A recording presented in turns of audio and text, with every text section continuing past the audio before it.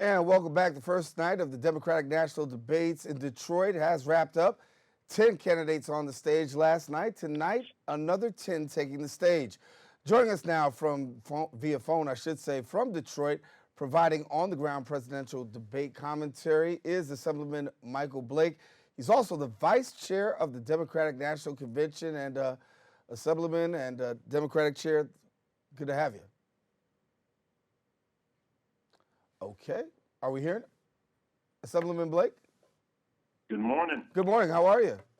I'm good, brother. How are you? I'm good. Good to have you all here on the show. I just had a little technical difficulty to get things started, but let's get right at it.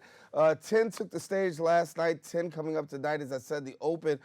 Walk us through last night, and for you, what do you think the message that viewers were able to get? Well, it was an incredible energy inside the room at Fox Theater.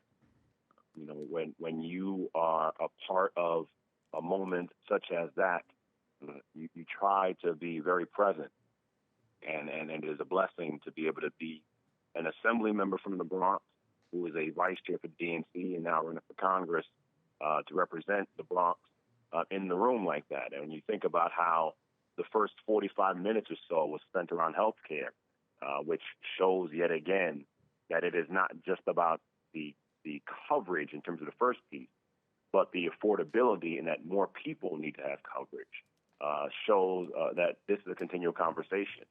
Of course, the dialogue around race relations and criminal justice was apparent. The continual conversation around jobs and wages and the environment.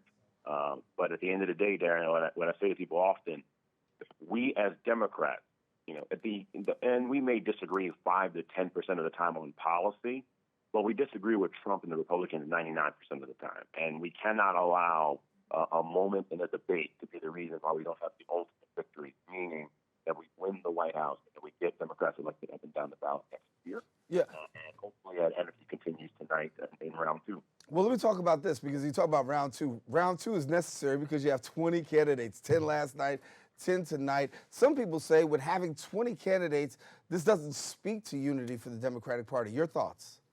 I disagree. It shows the power of our unity, and it's more than 20. It's just the ones that down on stage. You know, when you think about how Donald Trump had to defeat a field that had 17 candidates, when you think about before with President Obama, when we ran in 2008, the field that we had, the size of that candidate field will force you to have a stronger ground operation in multiple states. It will force you to be tighter in terms of your messaging. It will force you to be clear in terms of the choice. And that's the core question.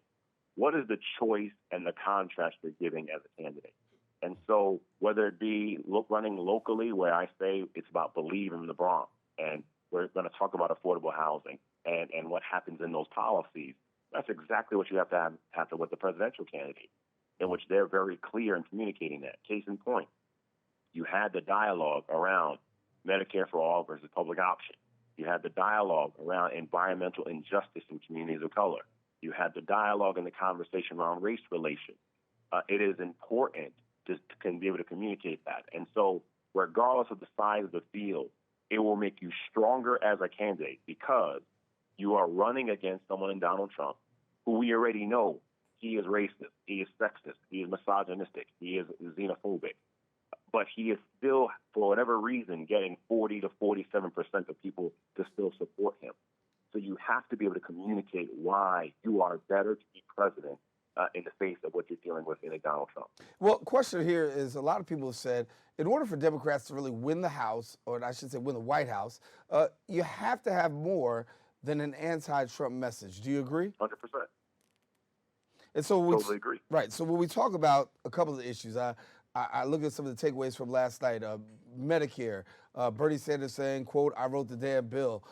When you talk about issues of racial relations, you're in Detroit, just a few seconds away from Flint, Michigan.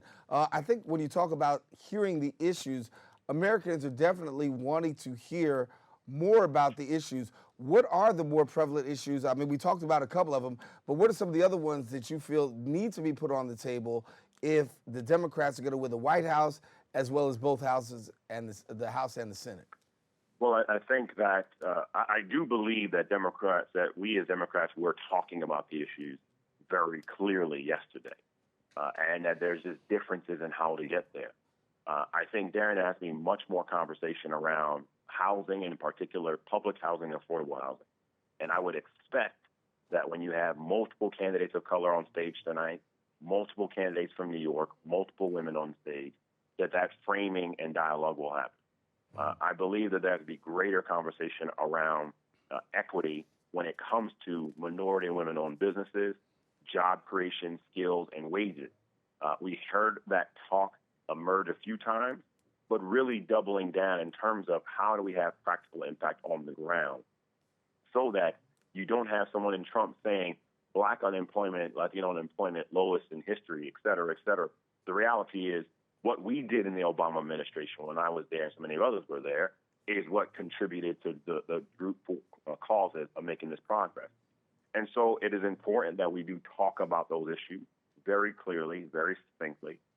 But equally, though, I do not think we can ignore that you have to be forceful and clear and demonstrative when you're running against the bully. It is the reason why 149 of us did an op-ed in the Washington Post last week to denounce the rhetoric of Donald Trump, because I do not believe it's coincidental that in the days after Mueller, when he's trying to deflect people, he then attacks 4 women of color in Congress, attacks Elijah Cummings, attacks Baltimore. Yes, it is a racist distraction, but it is a distraction. And so you have to be able to be very clear and strong with that framing. And that's why I think people are looking to that. They want to know, are you ready to battle with someone who is, if he's willing to say this now, this far out from the election, imagine what he'll say then when we get up close to the election. So, yes, you got to be very clear against Trump, but the vision forward around housing and jobs and education and student loans, which came up yesterday, and addressing that debt, has to go a step further, and we expect to hear that from our Democratic candidates even more. And when we talk about having more than 20 candidates involved in this race for president, a lot of people are asking the question, will you be able to unify as a party, given the fact that when you get down to one, given the fact there's so many people that have entered their name into the ring, will that support be there as a unified party? 100%. You know, I always tell people you can have Thanksgiving dinner and argue all night long, and then we still hug you and kiss you and tell you I love you when we leave from there. And so there's just different vision and approaches. When we think about the dynamics, for example, in the South Bronx, you will have in some communities the conversation of what do we do to make sure we're empowering our Dominican sisters and brothers as we need to. And simultaneously, the Puerto Rican community, especially given what's going on the island. In the African community, in terms of making sure we're focused on the language access. In African-American community, where criminal justice is a continuing conversation, as well as education and minority women-owned businesses. And so I say that to say, if we have that variance here and still say we are Bronxites and we will come together and we believe in the Bronx and we will mobilize together, that is exactly the same expectation we should have of our Democratic candidates on the presidential level. And so when we're talking through the issues of the day, absolutely, I want to hear how will you get more people covered when it comes to health care, and how are we going to address the cost of that? We absolutely want to hear what are you going to do to address the challenges when it comes to skills and wages to make sure our sisters and brothers of labor are protected while simultaneously helping make sure that when someone is graduating from school, they're not saddled with debt. We want to hear how are you going to be very clear that women should clearly decide what to do with their own body, and that I can be a man and a feminist at the same time. That's the framing that we want to hear. And yes, there may be nuances and differences and conversations along that line, but will we come together? Yes, because I do not believe this is an extreme comment I'm about to make. Donald Trump is the most dangerous president that has ever been the president, period. And you cannot allow this presidency to continue in this way. The reason why I called for impeachment, the reason why so many people are moving forward and also amplifying that argument. And so we will come together around the greater responsibility and cause of saying Donald Trump has to be out of office. And that is the reason why many of us are stepping up and saying we have to have a national voice. Daren, last week, hopefully the presidential conversation is showing people that, yes, we may have differences of opinion, but what happens on the national level impacts you on the ground. You care about affordable housing, you got to care about area median income. If you care about what's happening with your student loans, you have to care about around loan forgiveness.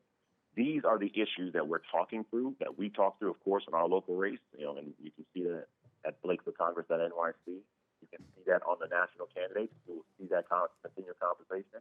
But at the end of the day, we all understand we have to win for the people, and unity is more critical than uniformity. All right, Assemblyman Michael Blake, we will leave it right there. He is also the Vice President for the Democratic National Committee. Michael Blake, our guest here, of course. Thank you so much for sharing with us here on Open. Always good to talk to you, Daren. Take care. All right, good to talk to you. Once again, to remind you, tonight's debate, Wednesday, will feature actually 3 from the New York area, Senator Christian Gillibrand. You've also got Cory Booker, as well as New York City Mayor Bill de Blasio. Those are actually the 3 locals who will actually be represented on the stage tonight in Detroit. Of course, we continue to follow the Democratic National Debate, have more political news right here every Wednesday here on Open. Taking a quick break. We've got more shows. Stay with us. We're coming right back right after this.